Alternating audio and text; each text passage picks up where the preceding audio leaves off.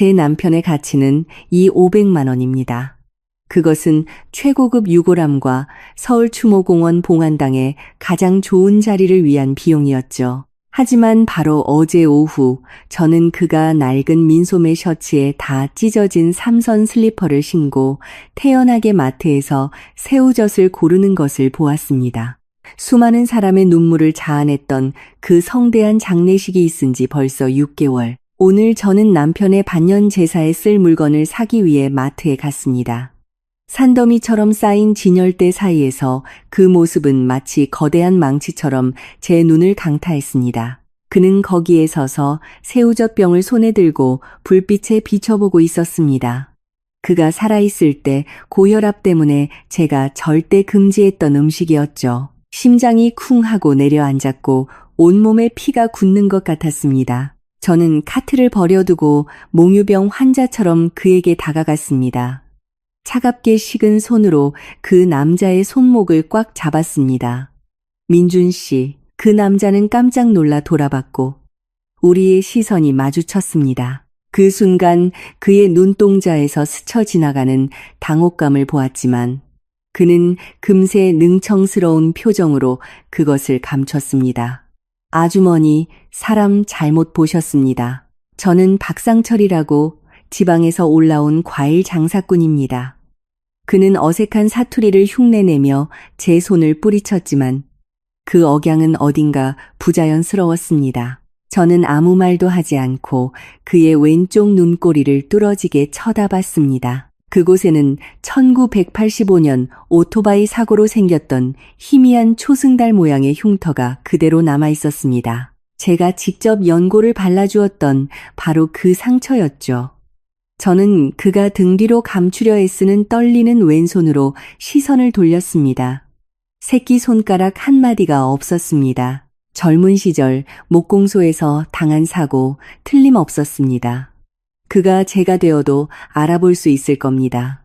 그는 황급히 새우젓병을 내려놓고 인파 속으로 사라졌습니다. 하지만 계속하기 전에 채널을 구독하셨는지 확인하고 댓글로 이 영상을 어디서 보고 계신지 알려주세요. 그 뒤에 숨겨진 진실은 훨씬 더 끔찍합니다. 저는 소리치거나 기절하지 않았습니다. 무서울 정도의 침착함이 제 마음을 지배했고 저는 조용히 그의 뒤를 밟았습니다. 그는 털털거리는 배기음을 내는 낡은 오토바이에 올라탔습니다. 저는 택시를 잡아타고 기사에게 적당한 거리를 유지하며 따라가 달라고 부탁했습니다. 오토바이는 시원한 바람이 부는 마포대교를 건너 제가 사는 화려한 강남을 뒤로하고 구불구불하고 축축한 강북의 골목 깊숙이 들어갔습니다. 이 지역은 지방에서 올라온 노동자들이 모여 사는 곳이었습니다. 허름한 다세대 주택들이 줄지어 있었고 빨래들이 거미줄처럼 널려 있었죠. 오토바이는 뜨거운 열기를 내뿜는 양철 지붕의 낡은 단층집 앞에 멈췄습니다. 저는 택시를 멀리 세우고 늙은 가로수 뒤에 몸을 숨겼습니다. 집 안에서 푸근한 인상이지만 삶에 지친 기색이 역력한 한 여자가 뛰어나왔습니다. 그녀는 제 남편의 손에서 장바구니를 받아들었습니다. 평생 제 가방 한 번 들어준 적 없던 그 남자였는데 말이죠. 하지만 제 심장을 짓누른 것은 그 여자가 아니었습니다. 바로 두 아이였습니다. 칠이 벗겨진 나무 문에서 쏟아져 나온 아이들. 큰애는 5살, 작은 애는 서너 살쯤 되어 보였습니다. 아이들은 그의 다리에 매달리며 외쳤습니다. 할아버지 오셨다. 할아버지, 사탕 사오셨어요? 제 남편 김민준, 값비싼 정장을 입고 늘 근엄하던 그 남자가 지금은 허름한 작업복 차림으로 쭈그려 앉아 환하게 웃으며 때 묻은 두 아이를 품에 안고 있었습니다. 그 웃음, 지난 10년간 제가 한 번도 보지 못했던 웃음이었습니다. 계산적이지 않고 재산의 무게도 없는 순수한 웃음이었죠. 저는 거친 나무 껍질에 등을 기댄 채 서 있었습니다. 헛구역질이 목구멍까지 차올랐습니다.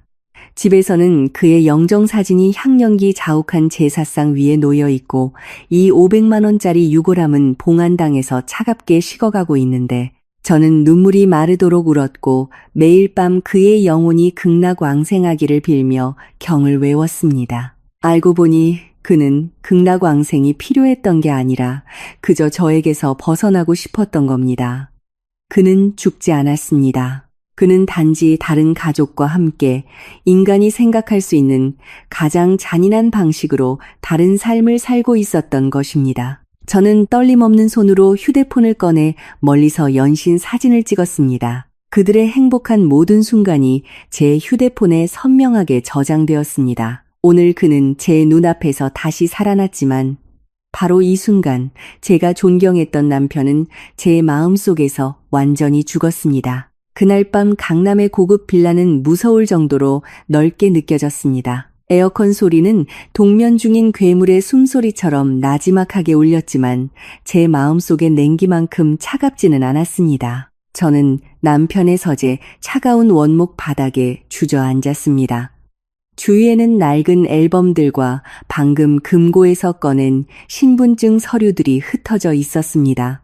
휴대폰 화면에는 오늘 오후에 몰래 찍은 사진이 환하게 빛나고 있었습니다.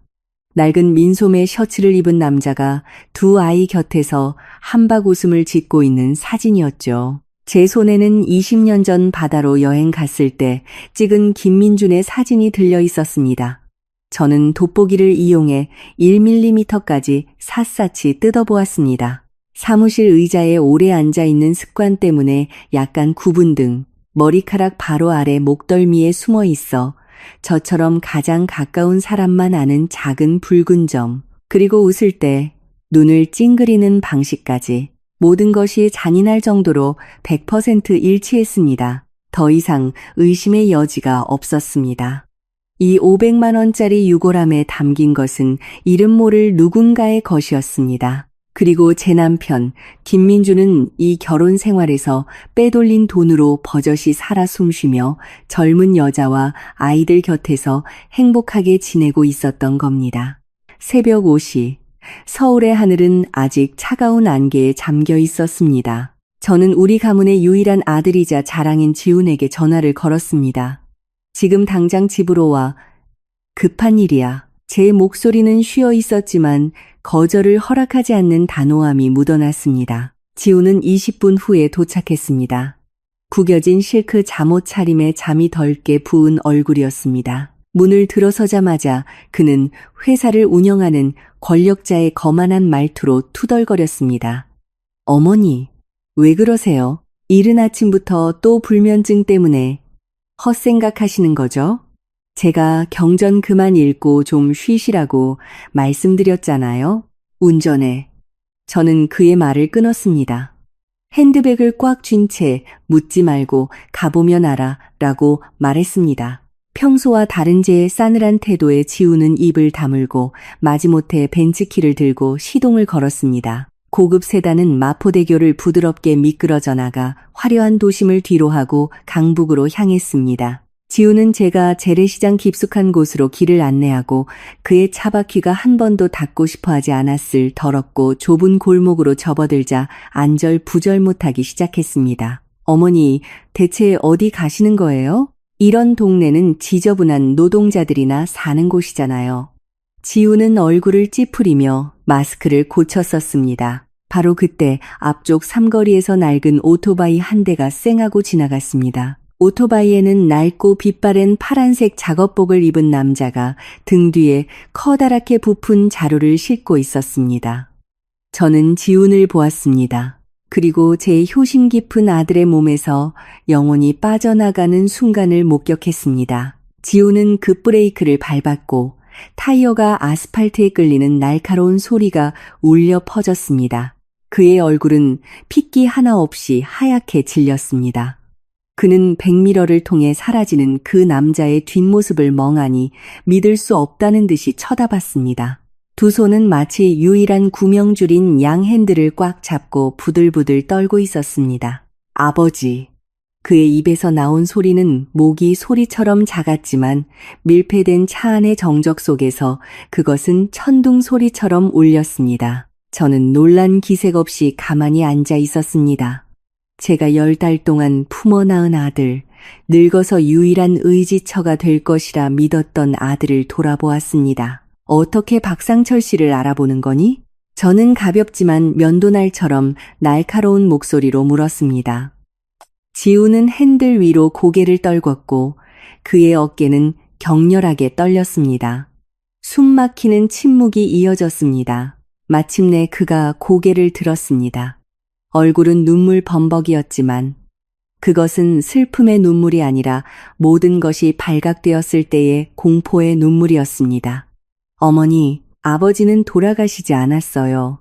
그는 부서지는 목소리로 고백했습니다.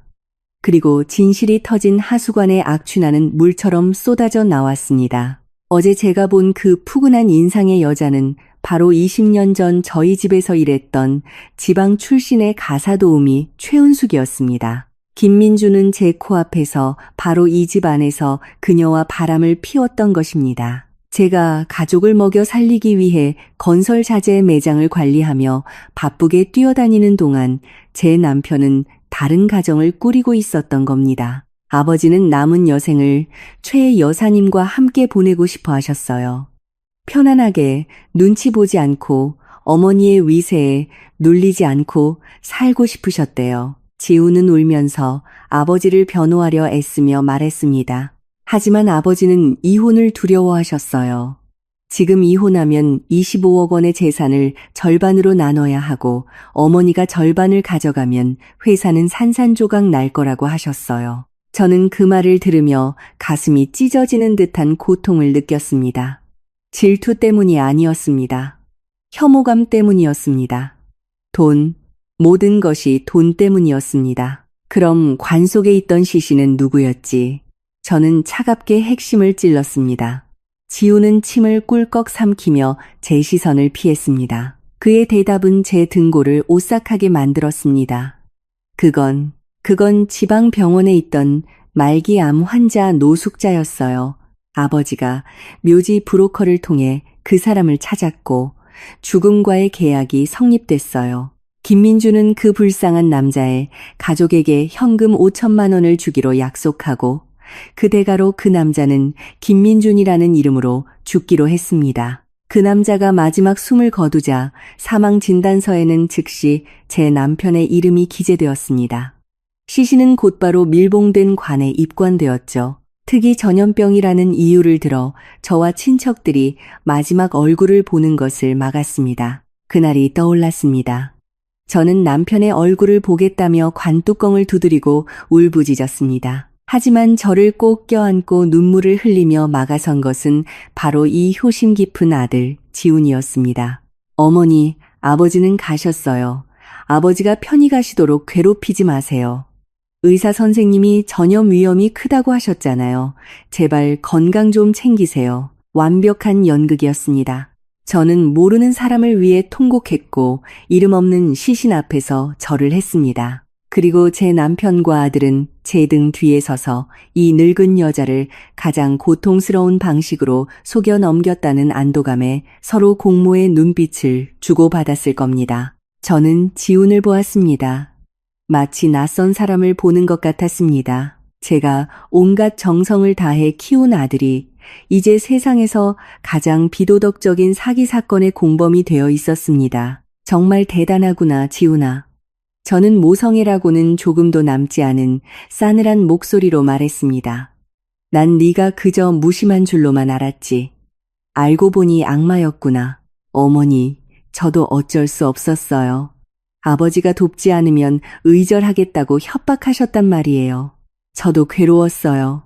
지우는 황급히 제 손을 잡으며 애원했습니다. 저는 뜨거운 수채에 닿은 듯 손을 뿌리쳤습니다. 그의 입에서는 계속해서 거짓말이 흘러나왔지만 그는 한 가지 사실을 잊고 있었습니다. 제가 그를 낳은 사람이고 그 자신보다 그를 더 잘 안다는 사실을 말이죠. 제 시선은 멀리 보이는 허름한 단층집에 고정되었습니다. 차 돌려 제가 명령했습니다. 어디 가시게요, 어머니? 지훈이 어리둥절해하며 물었습니다. 집으로. 연극은 끝났어. 이제 계산할 시간이야. 벤츠는 6개월 전 장례식 날보다 더 음산한 분위기를 싣고 다시 강남의 빌라로 향했습니다. 지우는 제 눈을 감히 쳐다보지 못했습니다. 그는 상처 입은 짐승이 숨을 곳을 찾듯 자기 방으로 들어가 문을 쾅 닫아버렸습니다. 저는 남편과 아들의 성공을 증명하는 상패들로 가득했던 텅 빈 거실에 다시 앉았습니다. 침묵이 흘렀지만 제 머릿속에서는 진실의 아우성이 서로를 물어뜯고 있었습니다. 저는 다시 금고를 열었습니다. 이번에는 낡은 사진을 찾기 위해서가 아니라 제 손으로 직접 서명한 사형 선고를 찾기 위해서였습니다. 두툼한 서류 뭉치가 나왔습니다. 제 눈은 차가운 A사 용지에 찍힌 선명한 붉은 인감에 고정되었습니다. 재산증여 계약서, 굵은 검은색 글씨가 고통스럽게 눈을 파고들었습니다. 남편이 죽기 2달 전에 오후가 떠올랐습니다. 그는 완벽한 연극으로 병상에 누워 이제 쉬고 싶다며 회사 경영권을 지훈에게 넘겨주고 치료에 전념하고 싶다고 기운 없는 목소리로 말했습니다. 지훈은 서류를 들고 와 제 곁에서 애원했습니다. 어머니, 아버지가 위독하세요. 상속 절차는 복잡하고 세금도 너무 많아요. 차라리 아버지가 어머니와 함께 제게 경영권을 위임하고 명의를 이전해 주시면 제가 회사를 운영하고 아버지 치료비를 마련하기가 수월할 거예요. 그냥 여기에 서명만 하세요. 어차피 재산은 다 우리 가족 거잖아요. 평생을 사업 현장에서 구르던 저였지만 혈육의 정 앞에서는 어리석을 정도로 순진했던 저는 서명했습니다. 아래에 깨알같이 적힌 조항들은 제대로 읽어보지도 않고 서명했습니다. 남편이 죽어가고 있다고 믿었기에 서명했습니다. 유일한 아들이 마지막 기둥이라고 믿었기에 서명했습니다. 알고 보니 그것은 경영 위임이 아니라 노골적인 강탈이었습니다. 저는 건설자재 체인점의 모든 지분과 상가 건물 3채의 소유권을 아들 김지훈에게 넘겼습니다. 아무런 조건 없이 증여하는 형식이었습니다.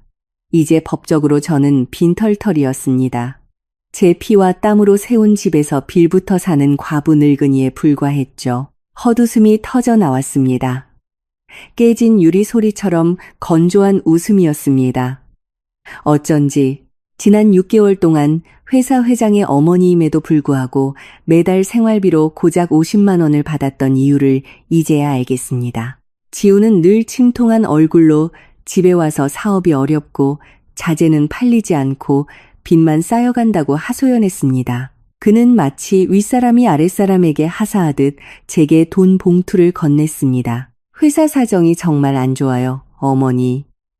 은행이자 갚느라 한 푼 한 푼이 아쉬워요. 어머니도 좀 아껴 쓰세요. 연세도 있으신데 드시는 게 얼마나 된다고. 저는 그를 믿었습니다. 아들이 안쓰러웠고 심지어 제 결혼 예물을 팔아서라도 사업 자금을 보태줄 생각까지 했습니다. 하지만 현실은 어땠을까요? 그는 몰래 수억, 심지어 수십억 원의 현금을 밖으로 빼돌리고 있었습니다. 그 돈은 멀리 가지 않았습니다. 그 돈은 박상철이라는 밑 빠진 독으로 흘러들어갔고 강북의 허름한 단층 집으로 흘러가 아버지의 새로운 가정을 부양하고 있었습니다. 늙은 어머니에게는 50만 원, 아버지와 내연녀에게는 수억 원. 이것은 단지 돈의 문제가 아니라 인간의 존엄성에 대한 모욕이었습니다. 저는 의자에 등을 기댄 채 눈을 감고 그 운명의 날의 기억을 되감았습니다. 아까 차 안에서 했던 지훈의 고백이 귓가에 맴돌았습니다. 아버지가 절 협박하셨어요. 저도 어쩔 수 없었어요. 아니, 틀렸습니다. 김민주는 겁쟁이입니다. 평생 제 치마폭에 숨어 무슨 일이든 전전긍긍하던 사람이었습니다. 길을 건널 때조차 경찰에게 벌금을 물까봐 두려워하던 사람이 어떻게 죽음을 위장하고 인생의 빚에서 도망칠 이런 엄청난 계획을 세울 수 있겠습니까? 그에게는 그런 배짱도 법에 대해 그렇게 치밀하게 계산할 머리도 없습니다. 이 모든 것의 배후에 있는 자는 바로 지훈이었습니다. 경영학 석사 학위를 받은 입만 열면 도리를 외치던 바로 그 아들이 이 모든 연극의 감독이었던 것입니다. 그는 상속법을 정확히 알고 있었습니다. 부모가 이혼하면 재산이 절반으로 나뉘고 회사의 규모가 쪼개져 자신의 권력이 약해진다는 것을 알았습니다. 아버지가 정말로 죽으면 상속세가 엄청나다는 것도 알았습니다. 오직 이 방법만이 하나의 화살로 두 마리의 새를 잡는 방법이었습니다. 아버지는 이혼 재산 분할 없이 내연녀와 자유를 얻고 아들은 한 푼의 세금도 내지 않고 모든 재산을 차지하며 쓸모없어진 늙은 어머니를 내쫓을 수 있는 방법, 공범이 아니라 주범이었습니다. 장례식장에서 관 옆에 엎드려 통곡하던 지훈의 모습이 떠올랐습니다. 양쪽에서 두 사람이 부축해야 할 정도였죠. 그는 떨리는 목소리로 추도사를 읽었고 장례식장은 눈물바다가 되었습니다. 아버지, 너무 갑자기 가셨어요. 아들이 아직 효도도 다 못했는데 그때 저는 남편과 아들이 불쌍해서 창자가 끊어지는 듯한 고통을 느꼈습니다. 지금 생각하니 구역질만 날 뿐입니다. 그것은 눈물이 아니었습니다. 공포와 환희의 땀이었습니다. 그는 연극이 성공적으로 막을 내렸기에 울었고 이제 25억의 재산이 온전히 자기 주머니에 들어왔기에 울었던 겁니다. 그리고 관을 즉시 밀봉하게 한 전염병이라는 이유도 분명 제가 남편의 마지막 얼굴을 보지 못하게 하려는 그의 아이디어였을 겁니다. 천재적인 배우였고 그에게 속은 유일한 관객은 바로 그를 낳은 어머니였습니다. 저는 일어나 창가로 다가가 낙엽이 지는 정원을 바라보았습니다. 어둠이 정원을 삼키듯 방금 드러난 어두운 진실이 제 안에 남은 마지막 모성애마저 삼켜버렸습니다. 저는 더 이상 울지 않았습니다. 눈물은 인간에게나 사치스러운 것입니다. 혈육의 탈을 쓴 악마들에게 돌려줘야 할 것은 눈물이 아니라 징벌입니다. 저는 책상 위에 있던 행복한 가족 사진을 바닥으로 쓸어버렸습니다. 정적 속에서 유리 액자가 박살나는 소리가 건조하게 울려 퍼졌습니다. 내 것을 내가 되찾겠어. 저는 스스로에게 속삭였습니다. 목소리는 얼음장처럼 차가웠고 더 이상 떨리지 않았습니다. 너희가 저지른 죄는 너희가 짊어져야 해. 어제의 나약하고 사람을 잘 믿던 이지은은 그 가짜 장례식과 함께 죽었습니다. 이제 이 집에는 벼랑 끝에 몰린 한 여자만 남아있었고 그녀는 이제 막 발톱을 갈기 시작했습니다. 저는 휴대폰을 들고 언젠가 광고에서 봤지만 결코 쓸 일이 없을 거라 생각했던 한 흥신소의 번호를 찾았습니다. 이제 게임은 막 시작되었습니다. 다음 날 아침, 저는 회사에 가지도 않았고 지훈과 소란을 피우지도 않았습니다. 조용히 은행에 가서 제 노후를 위해 모아둔 예금 통장을 모두 해지했습니다. 지난 30년간 몰래 모아온 공동재산 목록에도 없고 회사와도 무관한 유일한 제 비자금이었습니다. 아프거나 병들었을 때 자식들에게 패 끼치고 싶지 않아 남겨둔 마지막 구명줄이었죠. 마사가 제 인생의 진실을 되찾기 위해 이 돈을 쓰게 될 줄은 몰랐습니다. 저는 부산에 있는 평판 좋은 흥신소에 연락했습니다. 지훈과 김민준의 인맥이 닿을 수 있는 서울의 정보 유출을 피하기 위해 일부러 지방 사람을 선택했습니다. 저를 만난 사람은 과묵하고 눈빛이 날카로운 중년의 남자였습니다. 바람 피운 증거는 필요 없어요. 저는 계약금을 테이블 위에 올려놓으며 또박또박 말했습니다. 법적으로 필요한 것들을 알고 싶어요. 이 남자가 누구이며 제 아들의 돈이 어디로 흘러가고 있는지 알아봐 주세요. 열흘, 그것은 제가 위선의 지옥 속에서 보낸 시간이었습니다. 아침에는 여전히 경을 읽고 저녁에는 밥을 지었으며 정신 나간 늙은이처럼 순순히 지훈에게서 50만 원의 생활비를 받았습니다. 하지만 밤이 되면 저는 어둠 속에서 오는 보고 문자를 기다리며 뜬 눈으로 지새웠습니다. 열흘째 되는 날 두툼한 서류 뭉치가 퀵서비스로 제 손에 도착했습니다.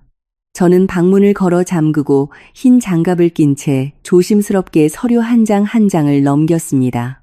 진실은 제가 본 어떤 영화보다도 더 적나라하고 역겨웠습니다. 첫째, 죽은 자의 신원. 김민주는 죽었고 현재 강북에 사는 사람은 박상철이라는 이름으로 살고 있었습니다. 흥신소는 그가 사용하는 낡은 주민등록증의 출처를 추적했습니다. 그것은 1990년 서남해 안에서 실종된 사람의 신분이었습니다. 전문적인 서류 위조 조직에 의해 되살아난 것이었죠. 김민준. 아니, 지금의 박상철은 의료보험도 본인 명의의 은행 계좌도 없이 하수구의 쥐새끼처럼 숨어 살고 있었습니다. 모든 존재는 현금과 은폐에 의존하고 있었죠. 둘째, 검은 돈의 흐름. 빼곡한 숫자로 가득한 은행 거래 내역서는 제 눈을 어지럽게 했습니다. 지훈의 사업은 전혀 손실을 보고 있지 않았습니다. 회사는 분기마다 수억 원의 순이익을 내고 있었습니다. 하지만 제 경제학 석사 아들은 정교한 페이퍼 컴퍼니 시스템을 구축했습니다. 원자재 대금 결제, 운송비, 공사 선급금 등의 명목으로 수많은 이체 명령이 최은숙이라는 이름의 계좌로 입금되었습니다. 매달 그 액수는 2억에서 3억 원 사이를 오갔습니다. 저는 그 숫자를 보고 제 지갑 속에 있는 일주일치 장을 봐야 하는 50만 원짜리 지폐 몇 장을 떠올렸습니다. 피가 들끓었습니다. 그는 제 땀과 눈물을 김씨 가문의 재산을 빼돌려 아버지와 내연녀를 부양하면서 정작 그의 어머니는 푼돈의 자선으로 연명하게 만들었던 것입니다. 하지만 제 등골을 가장 오싹하게 만든 것은 숫자들이 아니라 봉투 안에 들어있던 작은 USB였습니다. 흥신소는 지훈이 단골 카페에서 잠시 자리를 비운 틈을 타 그의 휴대폰에 도청 프로그램을 설치했습니다. 저는 컴퓨터에 USB를 꽂고 헤드폰을 꼈습니다. 칠흑 같은 방 안에서 두 남자의 익숙한 목소리가 마치 바로 등 뒤에서 말하는 것처럼 선명하게 들려왔습니다. 여보세요. 아버지, 이번 달 돈은 보냈어요. 최 여사님한테 조금씩만 인출하라고 하세요. 너무 티나게 쇼핑하지 마시고요. 지훈의 목소리가 속삭이듯 들렸습니다. 아마 회사 화장실에 숨어서 통화하는 듯 했습니다. 그래, 안다. 그나저나 그 늙은 여자는 요즘 어떠냐? 뭐 의심하는 건 없지. 김민준의 목소리는 지직거렸지만 제가 한때 위험이라고 생각했던 그 경멸적인 억양은 그대로였습니다. 어머니가 뭘 아시겠어요? 지훈이 피식 웃었습니다. 그의 웃음소리는 제 고막을 파고드는 드릴 같았습니다. 하루 종일 경이나 외우고 연불이나 외우는 노망난 늙은이인데요. 얼마 전에 제가 힘들다고 좀 징징댔더니 시집 올 때 받은 금팔찌까지 팔아서 돈을 주려고 하더라고요. 다음번엔 회사 부도 위기라고 해서 재산 보호한다는 핑계로 이 강남 빌라도 제 이름으로 넘기라고 압박할 생각이에요. 그러면 그 늙은이는 길바닥에 나앉는 거고 우리 부자는 마음 편히 살 수 있죠. 잘한다, 내 아들. 아주 잘해. 김민준이 호탕하게 웃었습니다. 연기 실감나게 잘해라. 내가 시골에 우리 아들 이름으로 땅 몇 개 사둔 거 들키지 않게 조심하고. 저는 헤드폰을 벗어던졌습니다. 위장이 뒤틀리는 것 같았습니다. 화장실로 달려가 거칠게 구토를 했습니다. 그들은 저를 늙은 여자라고 불렀습니다. 그들은 제 믿음과 희생을 비웃었습니다. 그들은 조상들을 모시는 마지막 집까지 빼앗아 저를 길거리로 내쫓을 계획을 세우고 있었습니다. 제가 한 땀 한 땀 정성 들여 지은 이 집을 말입니다. 저는 찬물로 세수를 하고 거울 속의 여자를 보았습니다. 초췌하고 늙었으며 눈가는 맙했습니다. 하지만 그 눈 깊은 곳에서는 순웅의 희미한 불꽃은 꺼져 있었고 그 대신 방금 잠에서 깨어난 포식자의 날카롭고 잔인한 시선이 번뜩이고 있었습니다. 저는 다시 책상으로 돌아와 서류 뭉치의 마지막 장을 넘겼습니다. 노숙자 환자 김모 씨의 말기 폐암 진단 확인서였습니다. 사망일은 김민준의 사망일과 일치했습니다. 지훈과 환자 김 씨의 가족 사이에 작성된 침묵과 시신을 대가로 5천만 원을 지불하겠다는 약속이 담긴 조잡한 손글씨 계약서였습니다. 충분했습니다. 저는 대리 사망자의 시신, 죽음을 위장한 자의 신원, 불효자식의 횡령 증거, 그리고 그들의 입에서 직접 나온 역겨운 고백까지 모두 손에 넣었습니다. 저는 모든 자료를 모아 새 서류 가방에 넣고 굳게 잠갔습니다. 이것은 단순한 증거가 아니었습니다. 이것은 그들 부자가 누리고 있는 거짓된 왕국의 사형 선고였습니다. 내일 아침 저는 시장에 가지 않을 겁니다. 변호사를 만나러 갈 겁니다. 극적인 화해 파티가 그들을 기다리고 있고 제가 그 파티의 주최자가 될 것입니다. 증거로 가득 찬 서류 가방은 제 손안에서 장전된 탄창과도 같았습니다. 하지만 방아쇠를 당기기 위해서는 노련한 사수가 필요했죠. 저는 서울법조계에서 아묘우라 불리는 홍 변호사의 사무실을 찾아갔습니다. 홍 변호사는 형식적인 차대접도 하지 않았습니다. 그녀는 흥신소 서류 뭉치를 넘기며 두꺼운 안경 너머에 눈을 잔인할 정도의 흥미로운 빛으로 반짝였습니다. 사모님 그들의 수는 교활했지만 가장 기본적인 원칙을 잊었군요.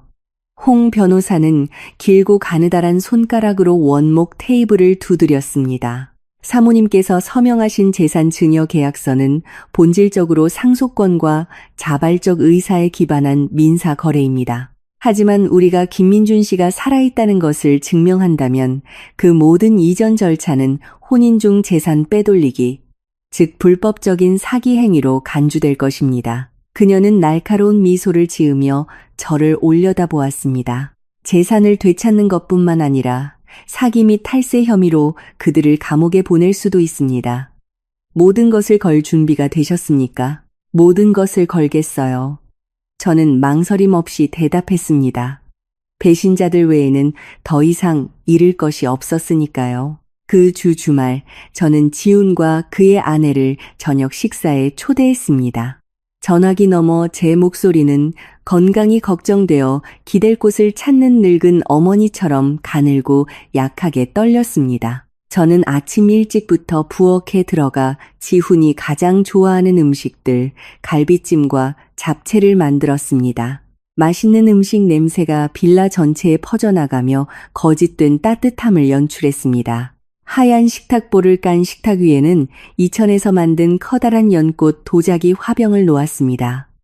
향기로운 연꽃 봉오리 아래에는 물 대신 최신형 디지털 녹음기가 숨겨져 있었습니다. 녹음기의 불빛은 검은색 절연 테이프로 완벽하게 가려두었죠. 지우는 아내와 함께 도착했습니다. 제 며느리는 집 안으로 들어서며 마치 리모델링 계획을 세우는 건축가처럼 집안 곳곳을 훑어보았습니다. 그녀는 샹들리에를 칭찬하고 소파가 낡았다고 투덜거렸습니다. 하지만 저는 그녀의 눈에서 소유욕을 읽을 수 있었습니다. 어머니, 오늘 왜 이렇게 많이 차리셨어요? 편찮으신데 쉬시지 않고요. 지훈이 능청스럽게 말하며 의자에 앉았습니다.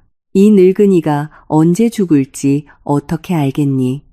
저는 한숨을 쉬며 떨리는 손으로 아들의 그릇에 갈비찜을 덜어주었습니다. 요즘 밤마다 내 아버지가 꿈에 나타나서 내가 우리 집안의 대를 이을 손주를 제대로 챙기지 않는다고 나무라시는구나. 그 말을 듣자마자 지훈의 눈이 반짝 빛났습니다. 물고기가 미끼를 문 것이죠. 아버지가 정말 영험하시네요. 어머니, 지훈은 서둘러 말을 이으며 젓가락을 내려놓았습니다. 사실 저도 어머니께 드릴 말씀이 있었어요. 이 빌라가 지금 어머니 명의로 되어 있는데 나중에 법적 절차가 복잡해질 수 있어요. 상속세도 곧 오를 거고요. 그는 잠시 망설이며 아내를 쳐다봤습니다. 며느리가 재빨리 거들었습니다. 차라리 어머니, 지금 남편 이름으로 명의를 이전해 주시는 건 어떠세요? 저희가 대신 이름만 가지고 있는 거예요. 어머니는 계속 여기서 사시고요. 저희가 평생 모실게요. 미리 해두면 세금만 수억 원을 아낄 수 있어요. 어머니. 저는 고개를 숙여 고민하는 척하며 옷자락을 만지작거렸습니다. 그런데 요즘 회사 사정은 어떻니? 네가 계속 적자라고 하소연하던데 명의를 넘겼다가 회사가 부도나서 은행에 집이 넘어가면 나는 길거리에 나앉아야 하잖니. 지우는 모든 것을 손에 쥐었다고 생각하는 사람 특유의 자신감 넘치는 목소리로 크게 웃었습니다. 걱정도 많으시네요, 어머니. 회사는 잘 돌아가고 있어요. 제가 세금 피하려고 적자라고 보고한 것뿐이에요. 게다가 그는 목소리를 낮춰 비밀스럽게 속삭였습니다. 제가 사업상 관계 유지를 위해 써야 하는 접대비도 있고 아버지 제사나 묘소 관리도 꼼꼼하게 챙겨야 하잖아요. 그런 것들은 영수증 처리가 안 되거든요. 접대비. 그가 아버지와 내연녀를 부양하는 데 쓰는 돈에 붙인 그럴듯한 이름이었습니다. 그래.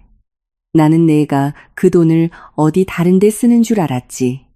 저는 고개를 끄덕이며 그의 눈을 똑바로 쳐다보았습니다. 그렇다면 마음이 놓이는구나.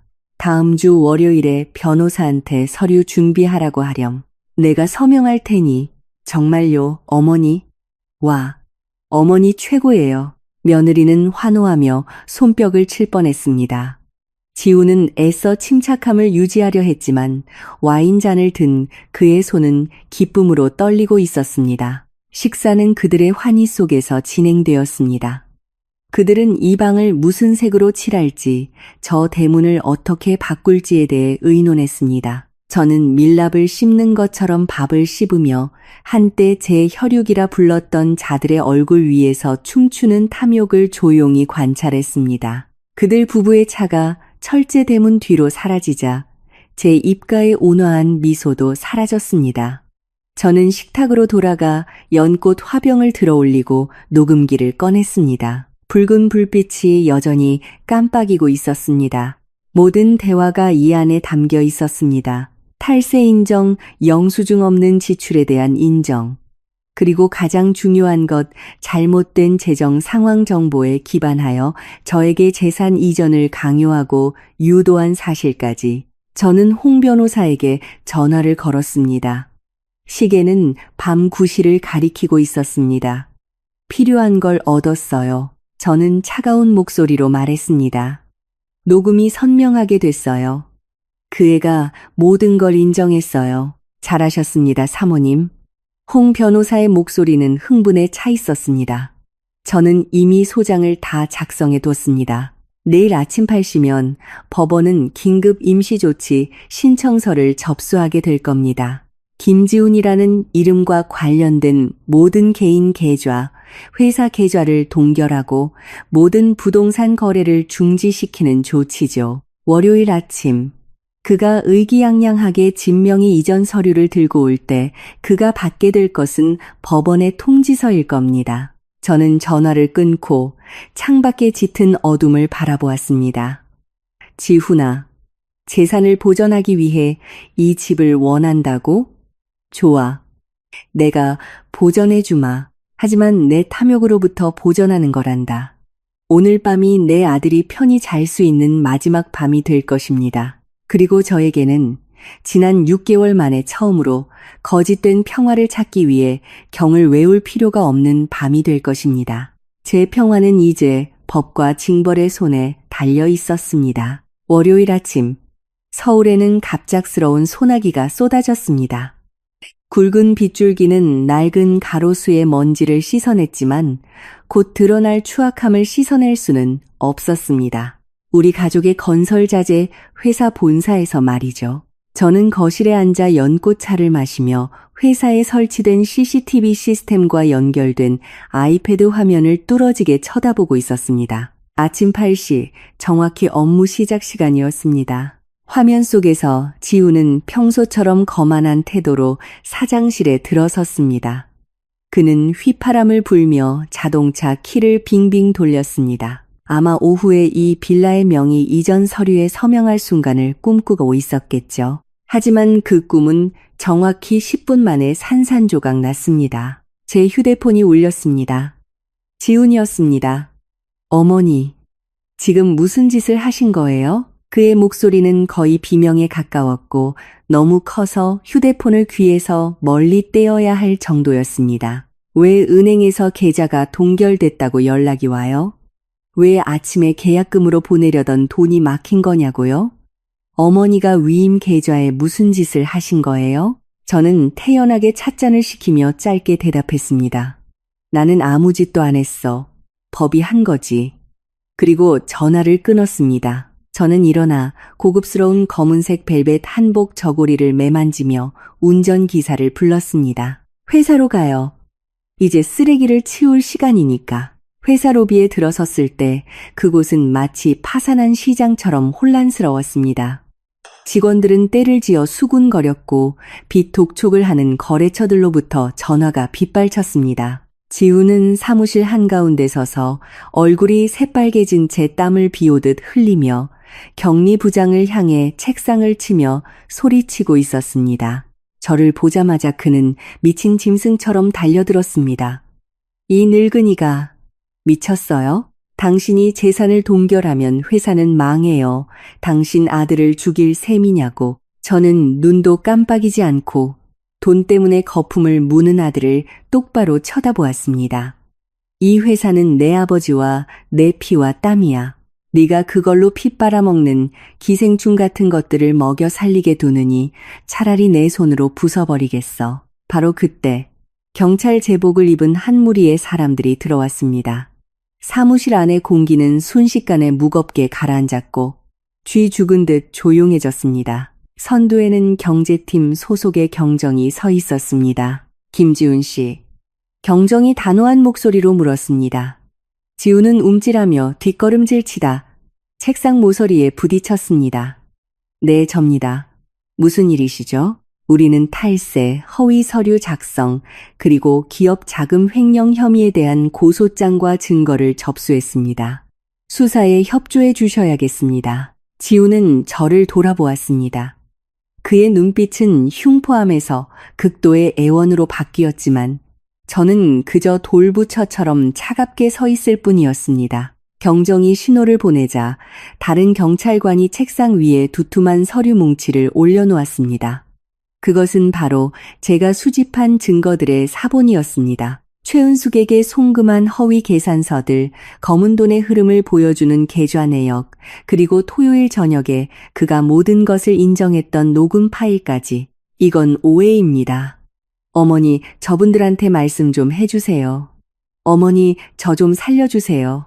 지우는 더듬거리며 손발을 떨었지만 그의 비극은 여기서 끝나지 않았습니다. 사무실 문이 다시 활짝 열렸습니다. 제 귀한 며느리가 뛰어들어왔습니다. 아마 회사 내 누군가에게서 연락을 받은 모양이었습니다. 남편 주위에 경찰들이 있는 것을 보자 그녀는 남편을 감싸거나 위로하기는커녕 그 자리에 얼어붙어 눈을 빠르게 굴렸습니다. 그녀의 손이 계산은 전자계산기보다 빨랐습니다. 당신 나를 속였어. 그녀가 지훈을 향해 손가락질하며 소리쳤습니다. 당신이 돈 문제는 다 해결하고 재산도 다 당신 거라고 했잖아. 그런데 이게 뭐야? 경찰이 들이닥치고 빚더미에 앉게 생겼잖아. 나까지 끌어들여서 죽일 셈이야? 여보, 진정해. 무슨 소리야? 지우는 아내를 보며 망연자실했습니다. 진정하긴 뭘 진정해. 내가 의심했어야 했는데 당신이 그 시골뜨기 여자랑 애들 먹여 살리느라 돈을 다 빼돌리고 있었던 거잖아. 이제 와서 우리 모자를 길거리에 나앉게 할 셈이야. 그녀는 총 돌아서서 저를 향해 180도 바뀐 아첨과 비굴함이 섞인 목소리로 말했습니다.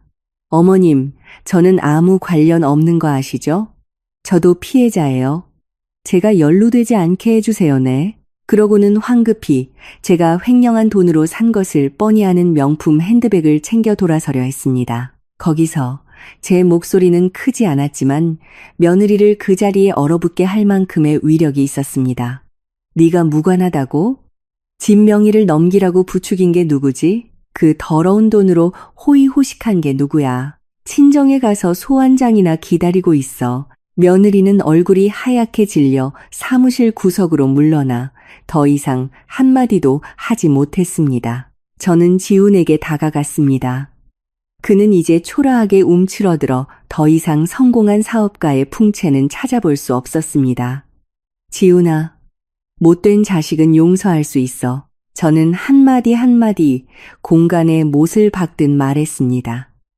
네가 돈을 잃거나 사업에 실패하는 것도 용서할 수 있어. 하지만 자기 아버지의 죽음을 꾸며내고 자기를 낳아준 어머니의 고통 위에 다른 가정을 부양하기 위해 어머니를 속인 자식은 절대 용서할 수 없다. 어머니, 제가 잘못했어요.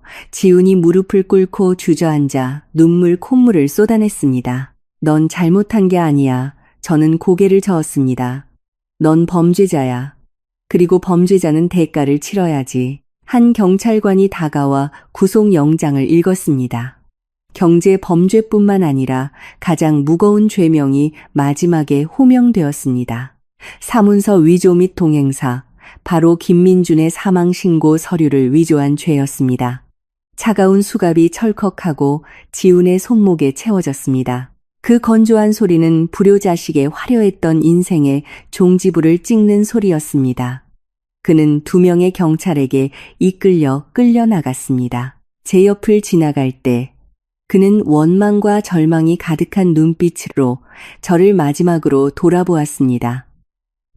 하지만 저는 그를 보지 않았습니다. 저는 소나기가 그치고 잿빛 하늘이 드러난 창밖으로 고개를 돌렸습니다. 그날 밤 저는 텅 빈 거대한 빌라에 홀로 앉아 있었습니다. 아이패드를 켜서 아침에 찍힌 CCTV 영상을 다시 보았습니다. 지훈이 수갑을 차는 순간을 몇 번이고 되감아 보았습니다. 눈물은 한 방울도 흐르지 않았습니다. 제 마음은 죽은 강처럼 메말라 있었습니다. 저는 남편을 잃었습니다. 이제 제 손으로 아들을 감옥에 보냈습니다. 남들이 보면 저를 잔인하고 독한 여자라고 하겠죠. 하지만 그들은 모를 겁니다. 한 인간으로서의 마지막 존엄을 지키기 위해 때로는 그 살점이 자식이라는 이름을 가졌다 할지라도 자기 몸의 악성 종양을 직접 도려내야만 한다는 것을 저는 화면을 껐습니다. 내일은 더 중요한 일이 남아 있었습니다. 저는 이미 죽은 한 사람을 되살려내야 했습니다. 그가 다시 한번 죽을 수 있도록 이번에는 명예와 자유의 죽음을 맞이하도록 말입니다. 그날 오후 해질녘의 기묘한 햇살이 강북의 좁은 골목, 허물어져가는 담벼락 위로 병든 노란빛을 들이우고 있었습니다. 곧 닥쳐올 결말처럼 말이죠. 유일한 아들을 구치소로 보낸 후 저는 집에서 쉬지 않았습니다. 지난 20년간 제 차 터진 종양의 뿌리를 뽑아야 했습니다. 제 차는 골목 입구에 멈췄습니다. 제가 차에서 내리자 홍 변호사와 2명의 관할 경찰관이 함께했습니다. 우리는 남편이 모든 명예를 버리고 기어들어간 담쟁이 덩굴이 덮인 그 초라한 안식처, 낡은 단층집으로 향했습니다. 제가 문을 두드렸습니다. 건조한 노크 소리가 3번 울렸습니다. 문을 연 것은 최은숙이었습니다. 그녀는 앞치마를 두르고 있었고 손에는 밀가루가 묻어 있었습니다. 아마 남편을 맞이할 저녁 식사를 준비 중이었나 봅니다. 경찰 제복을 보자 그녀의 얼굴에 떠올랐던 온화한 미소는 순식간에 사라지고 약하고 소심한 서민 특유의 두려움이 그 자리를 대신했습니다. 경찰 아저씨들, 무슨 일이세요? 저희 집 임시 거주 신고는 다 되어 있는데요. 그녀는 더듬거리며 앞치마에 손을 급히 닦았습니다. 제가 한 걸음 앞으로 나서며 선글라스를 벗었습니다. 최은숙은 그 자리에 얼어붙었습니다. 아마 제 얼굴이 낯익었을 겁니다. 20년 전 그녀는 제 앞에서 고개를 숙이고 바닥을 닦았고 저를 사모님이라고 불렀으니까요. 은숙 씨, 오랜만이네요. 저를 못 알아보시겠어요? 저는 부드럽지만 얼음장처럼 차가운 목소리로 물었습니다.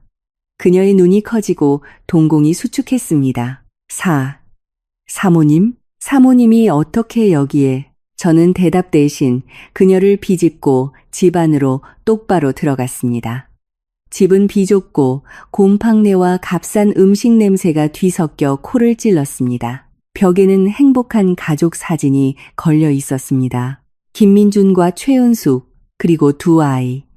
사진 속에서 제 남편은 책임의 굴레에서 벗어났다고 믿는 남자의 환한 미소를 짓고 있었습니다. 저는 핸드백에서 플라스틱 코팅으로 잘 보관해온 1985년에 찍은 흑백 결혼 사진과 누렇게 바랜 혼인관계 증명서를 꺼냈습니다.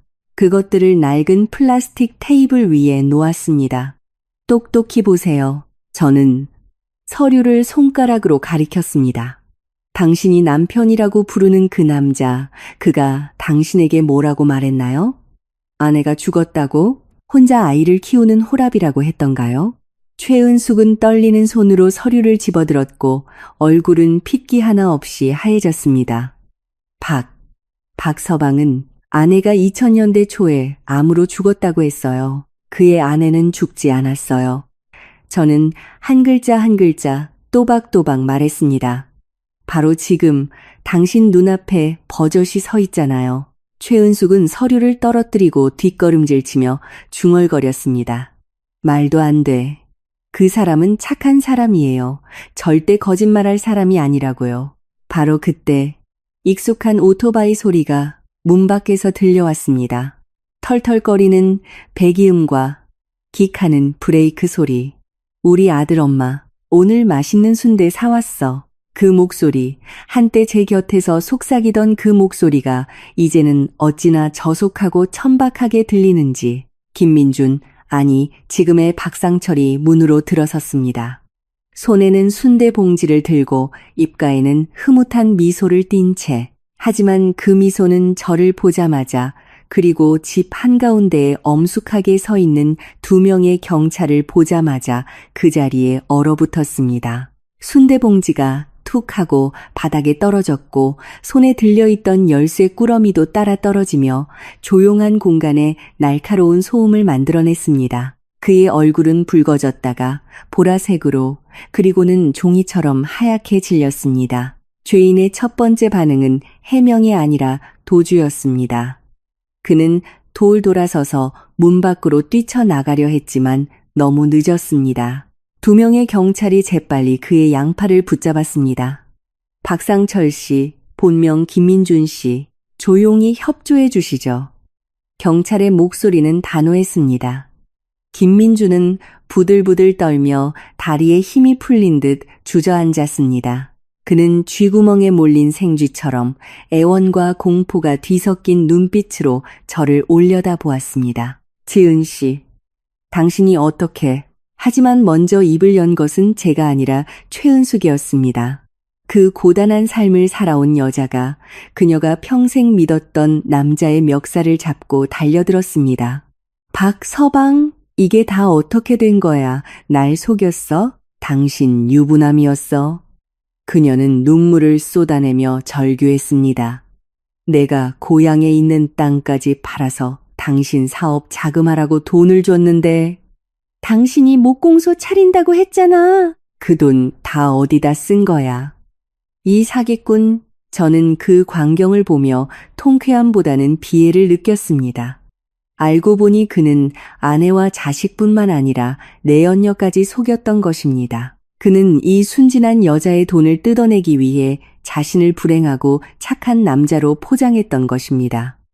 그의 인생 전체가 거대한 사기극이었습니다. 저는 다가가서 최은숙을 말렸습니다. 그리고 제 남편, 한때 제가 평생을 바쳐 섬겼던 남자 앞에 섰습니다. 그는 이제 때 묻은 작업복 차림으로 초라하게 서 있었습니다. 김민준 씨, 제가 그의 본명을 불렀습니다. 죽은 사람 연기를 아주 잘하더군요. 나는 울었고 고통스러워했고 제사상을 차렸고 당신을 위해 서울 추모공원에서 가장 비싼 유골함을 사줬어요. 그는 고개를 푹 숙인 채 감히 저를 쳐다보지 못했습니다. 당신은 자유를 얻고 내연녀와 살고 책임을 회피하기 위해 죽고 싶었겠죠? 그렇죠? 저는 재판관의 판결처럼 차가운 목소리로 말을 이었습니다. 좋아요. 당신 소원대로 해줄게요. 저는 그의 귀에 바싹 다가가 방 안의 모든 사람이 들을 수 있을 만큼의 소리로 속삭였습니다. 법적으로 김민준은 이미 사망했습니다. 사망진단서가 발급되었고 사망 신고도 끝났어요. 따라서 모든 재산, 집, 회사는 과부인 제 소유가 됩니다. 당신은 벽돌 한 장 가질 권리가 없어요. 김민준이 고개를 번쩍 들었습니다. 그의 눈이 튀어나올 듯 커졌습니다. 지은 씨, 당신, 그럴 순 없어. 할 수 있어요. 저는 그의 말을 끊으며 희미하게 미소 지었습니다. 그럼 지금 여기 서 있는 사람은 누구냐고요? 박상철이죠. 위조된 신분증을 사용하는 자. 과거도 없고 재산도 없으며 이제는 사기와 중혼죄로 기소될 범죄자. 당신이 떠나기를 선택했어요. 김민준 씨. 이제 마음껏 즐기세요. 하지만 그 이 500만 원짜리 무덤이 아니라 감옥에서 말이죠. 저는 돌아섰습니다.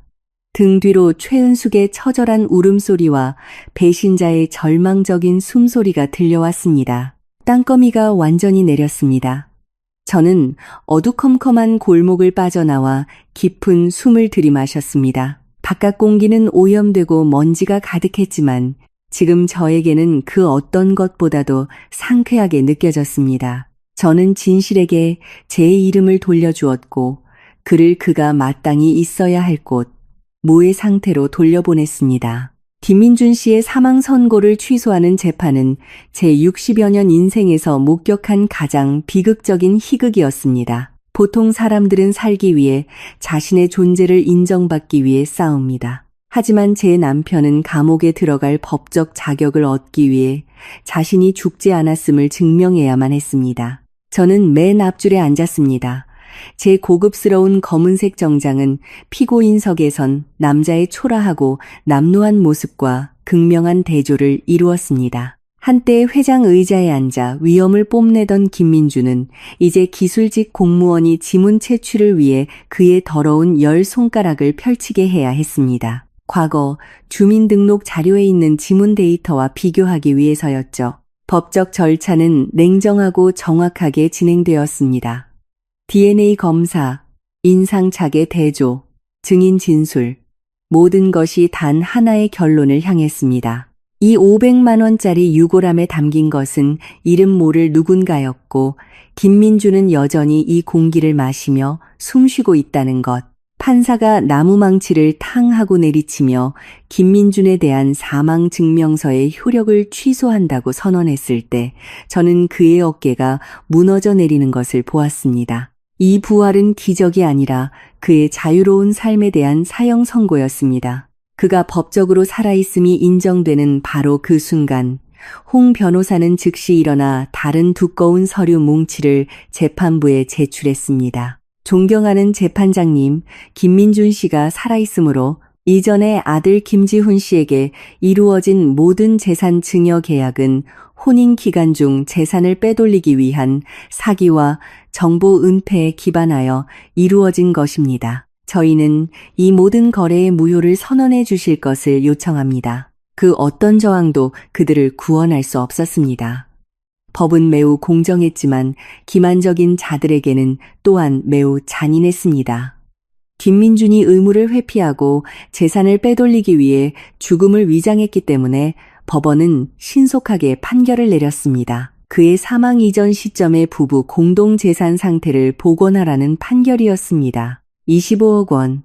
그 숫자는 다시 저울 위로 돌아왔습니다. 그리고 저는 기만당한 합법적인 아내로서 법정에서 즉시 일방적인 이혼 소송을 제기했습니다. 곧이어 열린 재산 분할 조정에서 제 변호사는 결정적인 한 방을 날렸습니다. 김민준이 외도를 하고 다른 사람과 부부처럼 동거했으며 탈세와 재산 은닉을 위해 죽음을 위장했다는 반박 불가능한 증거들이었습니다. 저는 법원으로부터 공동재산의 80%를 분할받도록 판결받았습니다. 제 청춘과 희생, 그리고 배신의 고통에 대한 대가였습니다. 김민준의 남은 20% 지분은 여전히 큰 액수처럼 들렸지만 그 자리에서 즉시 동결되었습니다. 왜냐고요? 소송 비용, 생명보험 회사에 대한 손해배상, 회사 자금 횡령액 반환, 그리고 공문서 위조 행위에 대한 벌금 납부를 보장하기 위해서였습니다. 최종 결과, 김민주는 말 그대로 빈손으로 법정을 나섰습니다. 집도 돈도 명예도 없이 재판을 기다리는 동안 거주지를 이탈할 수 없는 불구속 입건 상태로 말이죠. 그날 오후 서울의 하늘은 잿빛이었습니다. 저는 차에 앉아 창문을 조금 내리고 법원 앞 길가에서 벌어지는 부수적인 연극을 관찰했습니다. 임시로 지급된 낡은 옷을 입은 김민주는 버스 정류장을 향해 힘없이 걸어가고 있었습니다. 그는 감히 누구도 쳐다보지 못하고 고개를 푹 숙였습니다. 그는 고향으로 돌아가지도 체면 때문에 지인의 집을 찾지도 못했습니다. 그가 생각할 수 있는 유일한 곳은 강북의 그 낡은 단층집뿐이었습니다. 저는 운전기사에게 천천히 따라가라고 신호했습니다. 저는 그가 가족을 버리면서까지 쫓았던 그 진정한 사랑이 주머니에 돈 한 푼 없는 그를 과연 두 팔 벌려 환영해 줄지 보고 싶었습니다. 버스는 골목 입구에 멈췄습니다. 김민주는 담쟁이 덩굴이 있는 집을 향해 걸어갔지만 철문은 안에서 굳게 잠겨 있었습니다. 은숙 씨, 문 좀 열어줘. 김민준이 문을 두드리며 쉬고 약한 목소리로 외쳤습니다. 대답은 없었고 안에서 무언가 덜그럭거리는 소리만 들렸습니다. 잠시 후 문이 살짝 열렸지만 최은숙은 그를 맞이하러 나오지 않았습니다. 대신 커다란 검은 비닐봉지가 길바닥에 쿵 하고 내던져졌습니다. 안에는 그의 낡은 옷가지, 찢어진 삼선 슬리퍼, 그리고 몇 가지 싸구려 개인 용품이 들어있었습니다. 꺼져. 당장 꺼지라고 최은숙의 목소리가 문 뒤에서 원한에 차올려 퍼졌습니다. 이 사기꾼, 돈 많고 아내 죽었다고 착한 척 하더니 알고 보니 범죄자잖아. 내 평생 모은 돈 다 뜯어가고 경찰서에 신고하기 전에 당장 꺼져. 은숙 씨, 나 갈 데가 없어. 며칠만이라도 재워줘. 김민준이 철창을 붙잡고 애원했습니다. 당신이 갈 데 없는 게 나랑 무슨 상관이야. 당신 그 부자 마누라한테 가서 빌어. 더 이상 우리 모자 진흙탕으로 끌어들이지 마.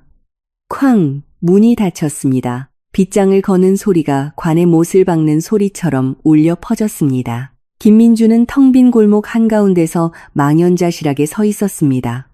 비닐봉지가 그의 발치에서 뒹굴었습니다. 그는 굳게 닫힌 문을 멍하니 바라보다가 천천히 돌아서서 길가에 주저앉았습니다. 한때 고급차를 타고 빌라에 살며 사내 진미를 즐기던 남자가 이제는 주인에게 쫓겨난 길 잃은 개처럼 웅크리고 있었습니다. 저는 해질녘의 빛에 물든 차창 너머로 그 광경을 바라보았습니다.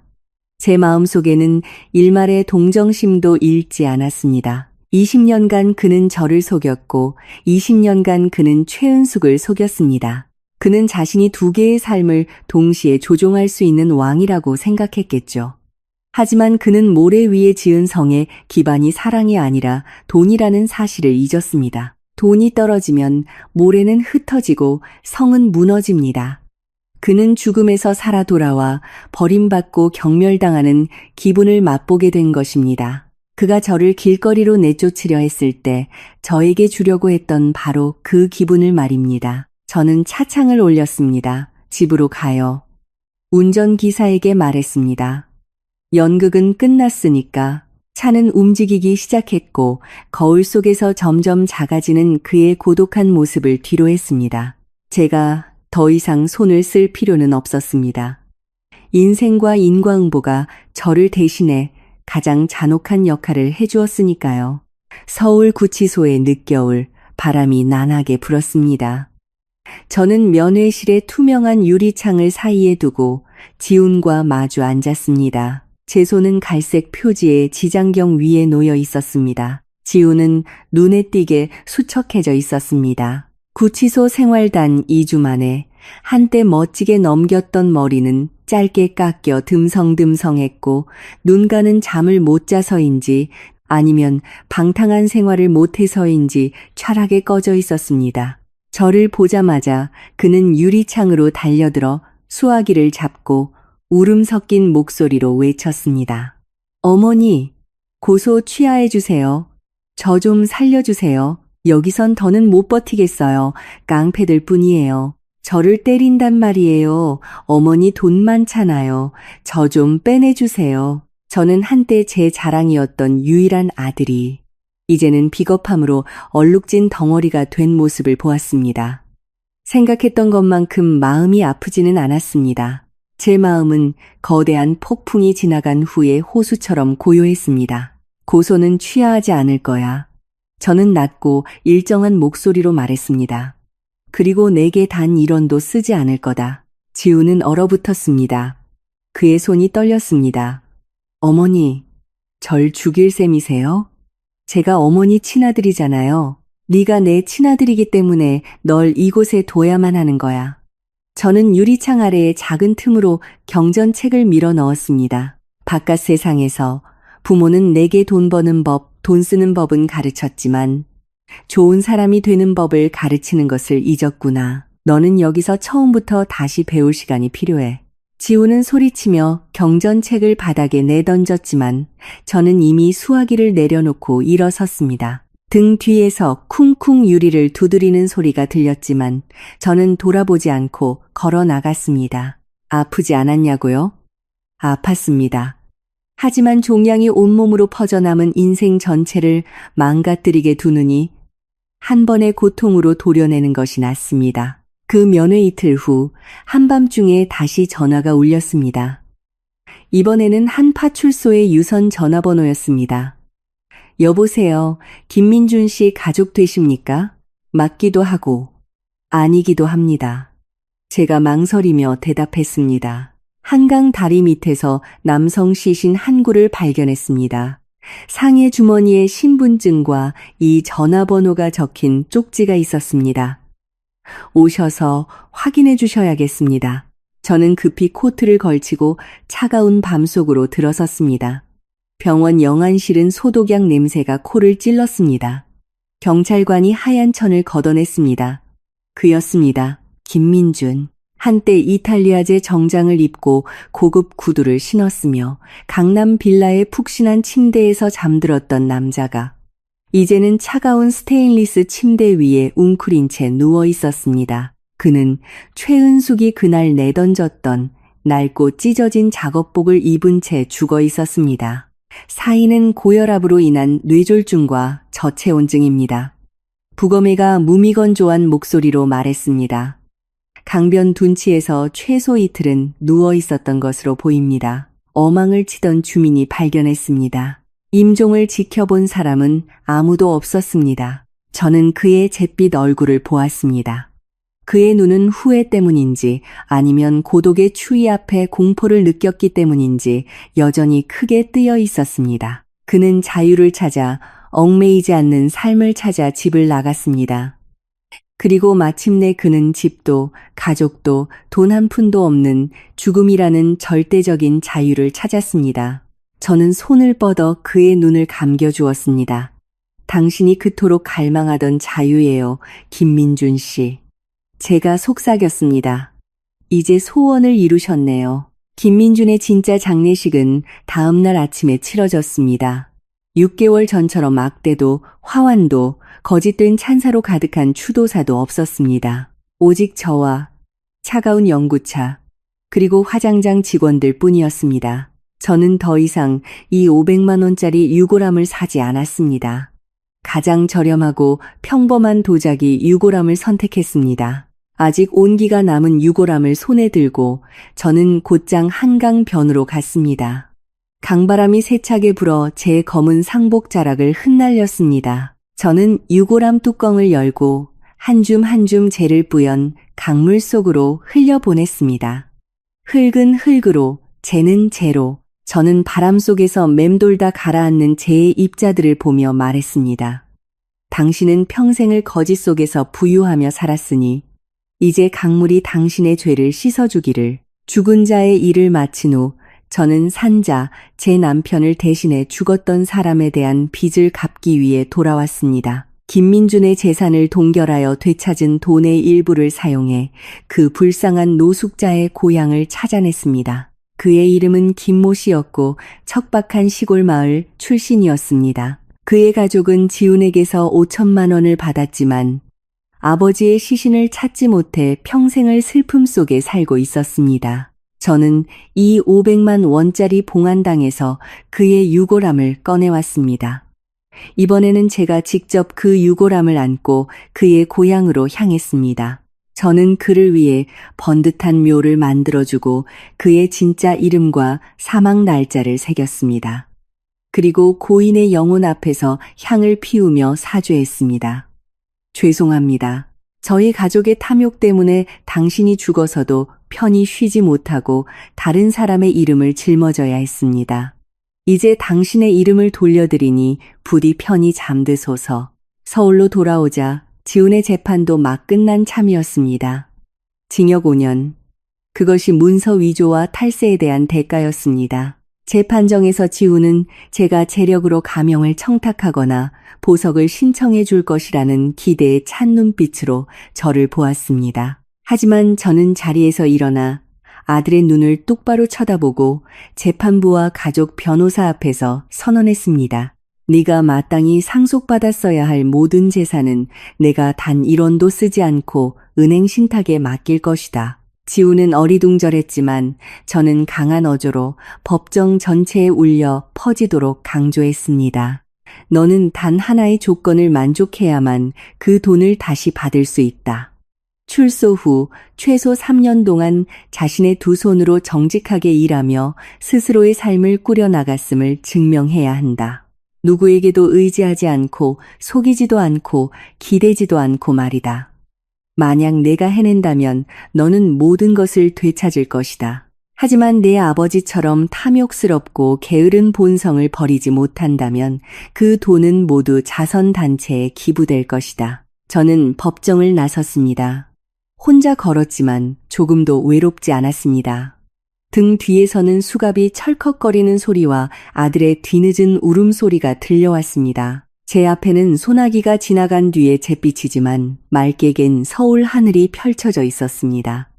저는 제 인생의 폐허를 깨끗하게 치웠습니다. 이제 저 자신을 위한 삶을 시작할 시간이었습니다. 3년 후 저는 회사 빌딩 최고층 사장실 의자에 앉아 거대한 통유리 창 쪽으로 몸을 돌렸습니다. 발 아래의 서울은 작고 분주하며 숨 가쁘게 돌아가고 있었습니다. 마치 제가 반평생을 살아온 방식처럼 말이죠. 63세, 사람들은 제가 이제 은퇴하고 손주나 보며 여생을 즐겨야 한다고 말합니다. 하지만 제 아들은 감옥에 있고 남편은 제가 되었습니다. 제게는 안아줄 손주가 없고 은퇴하고 싶은 마음도 없습니다. 대신 저는 다시 태어나는 길을 선택했습니다. 지훈을 감옥에 보내고 김민준의 장례를 치른 후 저는 회사로 돌아왔습니다. 제가 가장 먼저 한 일은 잔혹한 인적 쇄신이었습니다. 저는 지훈이 채용했던 아첨과 숫자 조작에만 능하고 그의 횡령을 도왔던 모든 고위 임원들을 해고했습니다. 그리고 과거에 그들 부자에게 억압받았던 충성스러운 옛 직원들을 다시 불러들여 그들에게 합당한 자리를 주었습니다. 사람들은 저를 철의 여인이라고 수군거렸고 저를 두려워했습니다.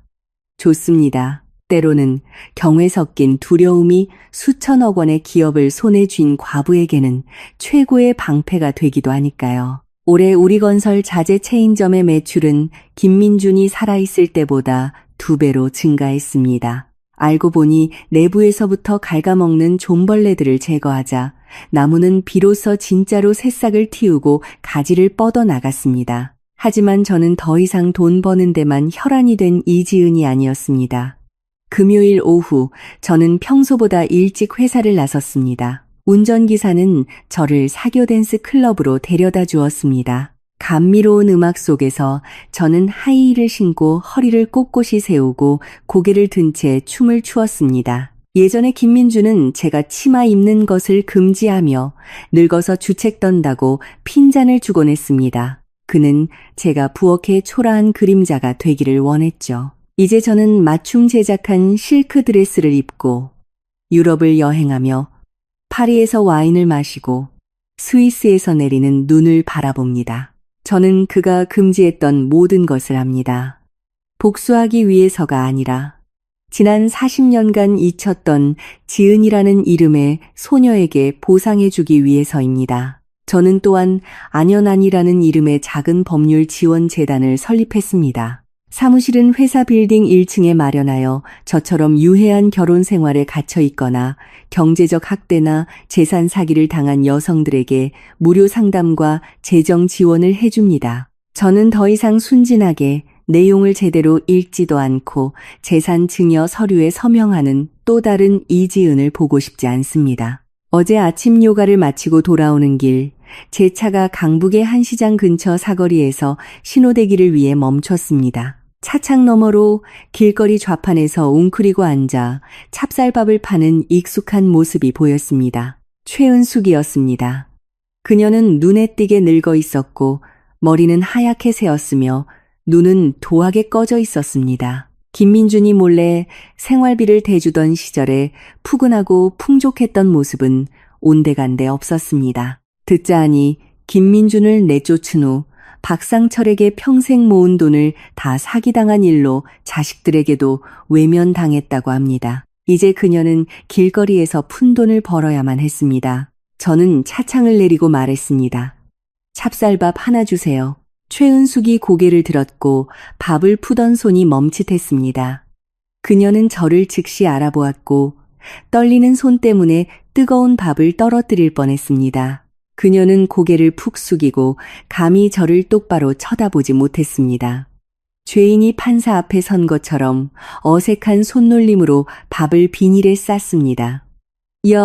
여기 있습니다. 저는 밥을 받아들고 그녀의 손에 빳빳한 5만 원짜리 지폐 한 장을 쥐어주었습니다. 거스름돈은 괜찮아요. 저는 부드럽게 말했습니다. 우리 두 사람 모두의 평화를 사는 셈치죠. 최은숙이 고개를 들었습니다. 그녀의 눈은 붉게 충혈되어 눈물이 그렁그렁했습니다. 그녀는 입술을 달싹이며 무언가 말하려 했습니다. 아마 미안하다는 말이거나 고맙다는 말이겠죠. 하지만 저는 이미 차창을 올렸습니다. 저는 더 이상 그녀를 미워하지 않습니다. 결국 우리 둘 다 탐욕스럽고 이기적인 한 남자에게 희생된 피해자였으니까요. 그녀는 가난한 노년으로 대가를 치렀고 저는 오만한 고독으로 대가를 치렀습니다. 차가 움직이기 전 제가 가볍게 고개를 끄덕인 것은 모든 원한에 대한 마침표였습니다. 늦은 오후 저는 강남의 빌라로 돌아왔습니다. 집은 이제 조용했지만 차갑지는 않았습니다. 저는 내부 인테리어를 전부 바꿨습니다. 김민준의 유품들, 지훈의 거짓된 사진들은 모두 치워버렸습니다. 저는 발코니에 앉아 석양의 금빛으로 반짝이는 한강을 바라보았습니다.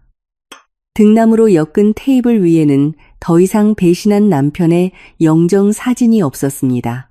그 대신 순수와 부활을 상징하는 하얀 백합이 가득 꽂힌 화병이 향기를 뿜어내고 있었습니다. 저는 따뜻한 연꽃차를 한 모금 마셨습니다. 혀끝에 닿는 쌉싸람이 이내 달콤한 여운으로 바뀌는 것을 느꼈습니다. 3년 후면 지훈이 출소합니다. 상속재산은 여전히 그곳에 있습니다. 그가 새로운 사람이 되었음을 증명하기를 기다리면서 말이죠. 만약 그가 해낸다면 저는 너그러운 어머니가 아니라 엄격한 길잡이로서 그를 다시 맞아들일 것입니다. 그렇지 않다면 그것은 그가 스스로 선택한 운명이겠죠. 강바람이 희끗희끗해진 제 머리카락을 흩날렸습니다. 저는 숨을 깊이 들이마셨습니다. 더 이상 저를 속이는 사람도, 이용하는 사람도, 쓸모없는 늙은이라고 부르는 사람도 없습니다. 저는 끝없이 펼쳐진 하늘과 강물을 배경으로 제 인생에서 가장 환한 미소를 지으며 스스로에게 속삭였습니다. 안녕, 지은. 당신의 인생은 이제부터가 진짜 시작이야. 이 이야기는 혈육이라는 이름 뒤에 숨겨진 탐욕에 대한 냉혹한 경고입니다. 맹목적인 희생은 감사를 돌려받는 것이 아니라 잔인함을 키울 뿐입니다. 이지은은 침묵이 나약함이 아님을 증명했습니다. 벼랑 끝에 몰렸을 때 한 여성의 저항은 가장 강력한 판결이 됩니다. 여성들이여, 현명하게 사랑하고 경제적으로 독립하며 그 누구에게도 당신 삶의 주도권을 빼앗기지 마십시오. 인과응보는 언제나 공평하지만 그것을 기다리기 전에 우리는 스스로를 지킬 줄 알아야 합니다. 이 이야기가 마음에 드셨다면 좋아요를 누르고 채널을 구독하고 어떤 부분이 가장 놀라웠는지 알려주세요. 여러분의 모든 구독과 댓글은 저희가 삶에 의미 있는 이야기들을 계속 공유하는 데 큰 힘이 됩니다. 감사합니다.